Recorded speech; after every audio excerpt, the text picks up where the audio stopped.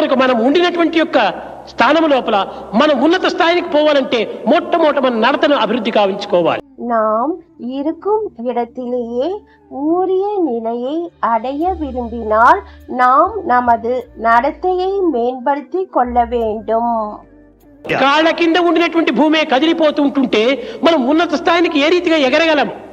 உங்கள் காலுக்கு கீழே உள்ள நிலைமை ஆட்டம் காணும் போது நீங்கள் எப்படி பறக்க முடியும் என்று எதிர்பார்க்கிறீர்கள்? పునాది రాళ్లే కదులుతూ ఉంటుంటే నిశ్చలమైనటువంటి యొక్క దృఢమైనటువంటి భవనాన్ని ఏ రీతిగా నిర్మించగలం? அடிக்கல் கற்களே ஆட்டம் காணும் போது அந்த மாளிகை எப்படி நிலைத்து நிற்கும் என்று எதிர்பார்க்கிறீர்கள்? కనుక మన నడతే మన యొక్క ఫౌండేషన్, நமது நடத்தையே அடித்தளமாகும். మన యొక్క చర్యలే మనకు ప్రధానమైనటువంటి ఆధారములు. நமது செயல்களே அடிப்படை அமைப்பாக திகழ்கின்றன.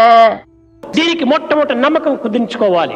இதற்கு நம்பிக்கை விசுவாசம் இன்றியமையாதது. ఆ నమ్మకమే లేకపోతే మనం జీవితాన్ని వ్యర్థం గావించుకుంటాం. நாம் நமது வாழ்வை வீணடித்துக் கொண்டு இருக்கிறோம் என்றே பொருள்.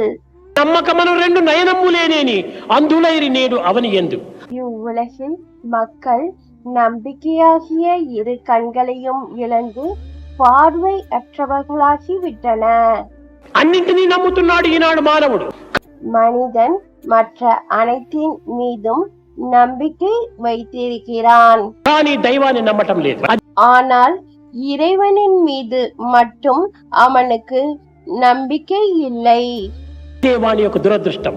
அதுவே அவனது துரதிர்ஷ்டமாகும். దైవం సర్వులు ఎందు ఉంటున్నాడు. இறைவன் அனைவருக்குள்ளும் இருக்கிறான்.